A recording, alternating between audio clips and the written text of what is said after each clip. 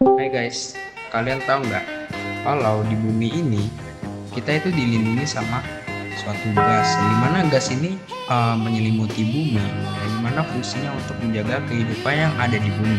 Nah, apa sih gas itu? Nah, jadi gas itu sendiri adalah atmosfer. Atmosfer sendiri itu punya 5 lapisan yang dimana akan gue jelasin setelah video perkenalan kita kali ini.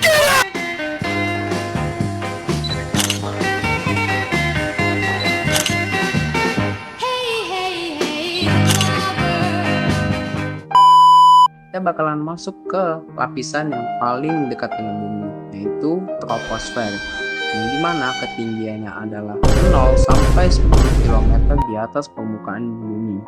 Nah, troposfer jadi satu-satunya lapisan yang mengandung air, sehingga dapat terjadi fenomena iklim atau fenomena cuaca. Selanjutnya, untuk lapisan yang kedua ada stratosfer.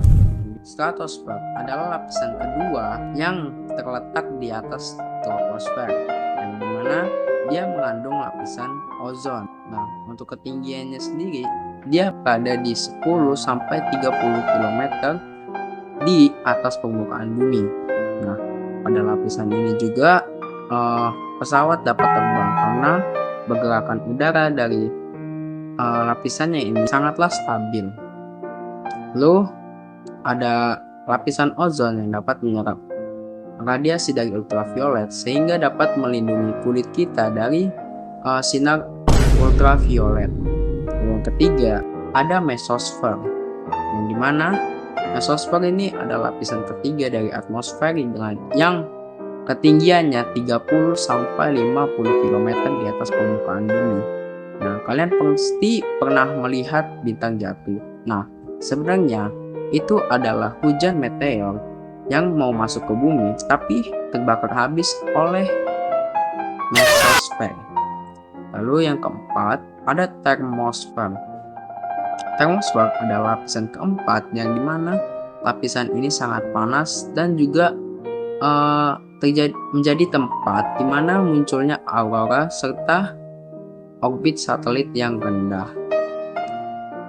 Untuk ketinggiannya sendiri, ketinggian dari termosfer ini adalah 50 sampai 40 km di atas permukaan bumi. Nah, lapisan ini biasanya disebut ionosfer karena disinilah terjadinya proses ionisasi yang menjadi penyebabnya warna-warni yang biasa disebut fenomena aurora. Untuk yang kelima ada exosfer, di mana ini adalah lapisan terakhir dari exosfer yang berada di ketinggian 400 km di atas permukaan bumi.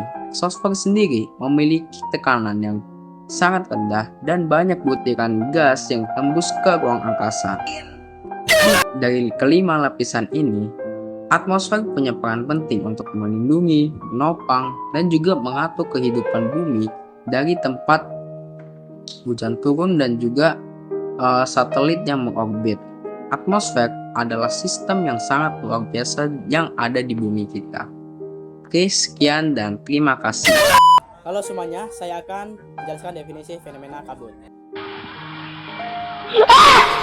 Kabut merupakan gangguan utama bagi para pelancong, baik saat mengemudi maupun untuk terbang.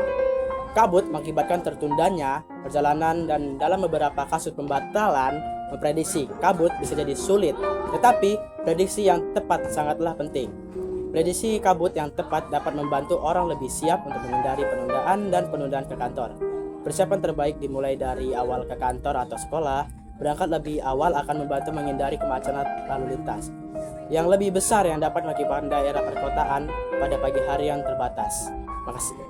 Sekarang kita masuk dalam proses terjadinya kabut. Kabut itu terbentuk pada saat udara yang lembab di permukaan tanah atau di atas tanah yang mendingin sampai titik embun. Lalu, uap air yang mengembun jadi tetesan air yang sangat kecil yang melayang atau terbang di udara. Biasanya ini terjadi pada saat pagi hari setelah malam yang dingin dan cerah. Selanjutnya, lapisan mana saja sih yang terjadinya kabut? Kabut cuma terjadi di permukaan tanah. Tepatnya berada di lapisan paling bawah atmosfer yaitu troposfer. Kabut itu awan yang menyentuh bumi, yang ketinggiannya biasanya di bawah 300 meter. Selanjutnya di sini saya bakal jelaskan tentang dampak serta manfaat dari kabut bagi kehidupan kita. Jadi, manfaat dari kabut sendiri itu adalah untuk menambah kelembapan di udara, yang dimana fungsinya sendiri untuk menjaga kelembapan di udara, terutama di daerah dataran tinggi seperti di pegunungan atau daerah yang datarannya tinggi intinya. Lalu manfaatnya sendiri untuk tumbuhan dan juga makhluk hidup yang memerlukan kelembapan yang tinggi. Lalu yang kedua itu sebagai sumber air tambahan atau sumber cadangan bagi daerah yang mengalami kekeringan. Nah, kabut itu bisa dimanfaatkan sebagai sumber air dengan teknologi fog catcher, yang dimana itu adalah penangkap kabut. Air dari kabut itu dikumpulkan dan juga digunakan untuk kebutuhan rumah tangga atau pertanian. Lalu yang ketiga adalah untuk mengurangi suhu di udara, yang dimana kabut itu bisa mengurangi suhu yang ada di udara yang sifatnya hanya sementara, yang dimana ini ngebantu mengurangi resiko kekeringan atau overheating. Lalu ini juga dapat mengurangi polusi di udara yang hanya sifatnya sementara juga, yang dimana kabut ini bisa mengikat polusi dan juga debu yang ada di udara, tapi hanya sementara saja. Dan untuk dampak negatif dari kabut ini adalah dapat mengganggu transportasi, di mana kalau kabut ini terlalu tebal, ini bisa mengganggu jarak pandang dari pengemudi, sehingga ini dapat berbahaya dan juga dapat meningkatkan kasus kecelakaan akibat kabut. Lalu yang kedua, mengganggu produktivitas, dan dimana para petani, contohnya seperti petani, produktivitasnya dapat terganggu dikarenakan kabut yang menghalangi jarak pandang dari petani. Lalu yang ketiga adalah meningkatkan risiko masalah pernapasan atau biasa disebut kabut asap, yang dimana jika kabut dicampur dengan polusi seperti polusi, ini dapat membuat kabut asap yang bisa menyebabkan gangguan pernapasan serta iritasi pada mata, dan juga ini juga membuat masalah kesehatan atau gangguan kesehatan lainnya. Oke, sekian dari informasi yang dapat saya berikan. Sekali lagi terima kasih. Refleksi tentang kekaguman dan peran kita terhadap karya cipta Allah berupa lapisan atmosfer dapat dilihat dari keajaiban dan fungsi penting atmosfer bagi kehidupan di bumi. Lapisan atmosfer yang terdiri dari beberapa lapisan seperti troposfer, stratosfer, dan ozonosfer memiliki tugas khusus yang telah ditetapkan oleh Allah untuk menjaga keseimbangan dan keberlangsungan hidup makhluk di bumi.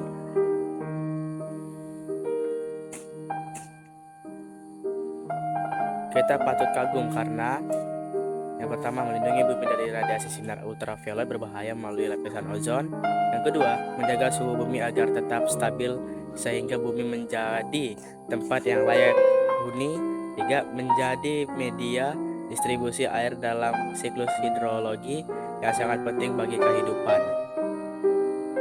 Dan selanjutnya, melindungi bumi dari benda luar angkasa yang jauh atau jatuh,